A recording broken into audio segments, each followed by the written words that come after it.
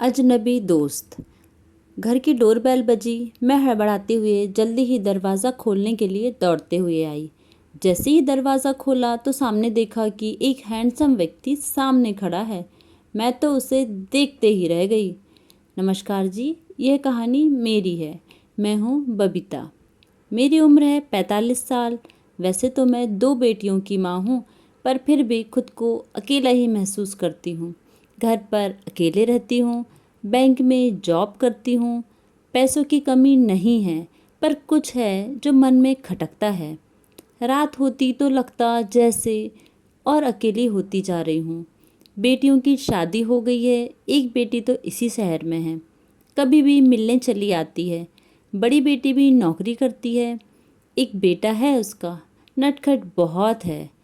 नौकरी के चलते उसे भी कम ही समय मिलता मुझसे बात करने का। छोटी बेटी की बेटी है, महज 5 वर्ष की है। वह भी अब बहुत बिजी रहने लगी है बेटी और परिवार की देखभाल में। वैसे भी ससुराल जाकर बेटियां व्यस्त हो जाती हैं अपने परिवार में। हफ्ते में 1 या 2 बार फ़ोन आ जाता बड़ी बेटी का। मैं अगर फ़ोन करूँ तो कम ही उठाती फ़ोन, क्योंकि उस वक्त वो काम पर होती थी। मेरा मायका गांव में होने की वजह से मेरी शादी 21 वर्ष की आयु में ही कर दी गई थी।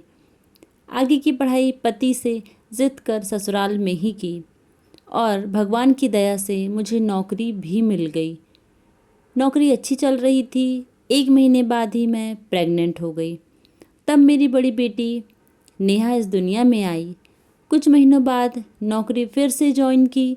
मेरी सास ने मेरी नामौजूदगी में नेहा का बहुत ख्याल रखा।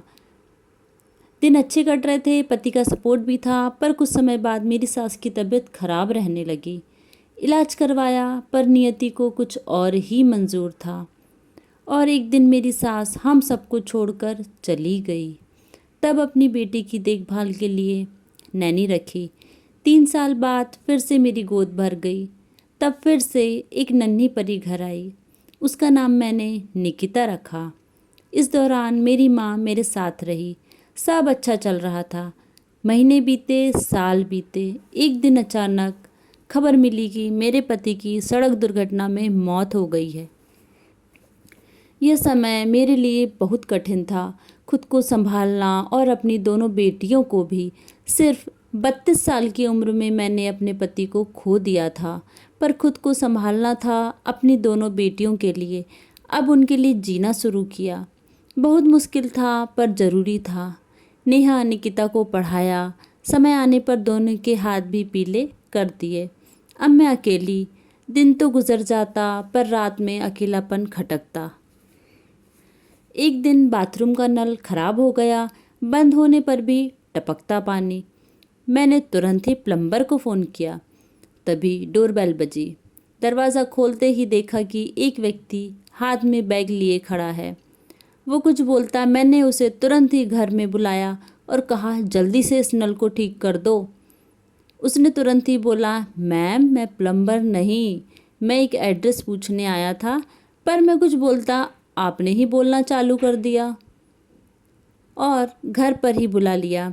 यह सुनते ही मुझे एम्बैरेस फील हुआ, पर वो मुझे देखता ही रहा, जैसे किसी ज्योतिषी की तरह मेरे माथे की चिंता की लकीरें पढ़ रहा हो। मैं सिर्फ उसे सॉरी बोल रही थी। तभी उसने बोला, कोई बात नहीं, हो जाता है। तभी उसने फिल्मी अंदाज में बोला कि बड़े बड़े शहरों में छोटी छोटी बातें होती रहती हैं सैनोरीटा। मैंने झट से हंस दिया। फिर वो जिस एड्रेस को पूछते हुए आया था वह पूछकर चला गया, पर मैं उस पल से बाहर ही नहीं आ पा रही थी। उसका बोलने का अंदाज मुझे रुक रुक कर हंसा रहा था। अब मैं खुश रहने लगी थी। 1 सप्ताह बीता ही था कि सुबह डोरबेल बजी। चाय का कप टेबल पर रख दरवाज़ा खोला तो देखा कि वही व्यक्ति जिसे मैंने प्लम्बर समझ लिया था, उसके हाथ में चॉकलेट थी। मैं तो देखते ही रह गई उसे। झट से उसने बोला, मैं समीर, पहचाना कि नहीं? मैंने भी कहा, हाँ पहचान लिया। तभी उसने कहा, आप अंदर नहीं बुलाएंगी? मैंने उसे अंदर बुलाया, बोला बैठो।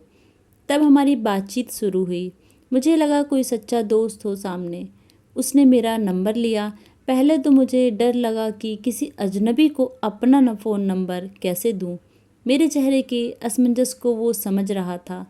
तभी उसने कहा, ज़रूरी नहीं अजनबी आदमी और एक औरत में गलत संबंध ही हो, हम एक दोस्त भी बन सकते हैं, और अगर आप दोस्ती नहीं करना चाहती तो वो भी ठीक है।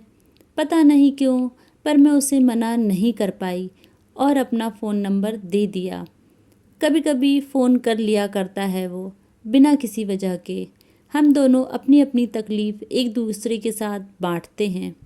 उसका भी अपना परिवार है, अपने परिवार के बारे में भी बातें करता है।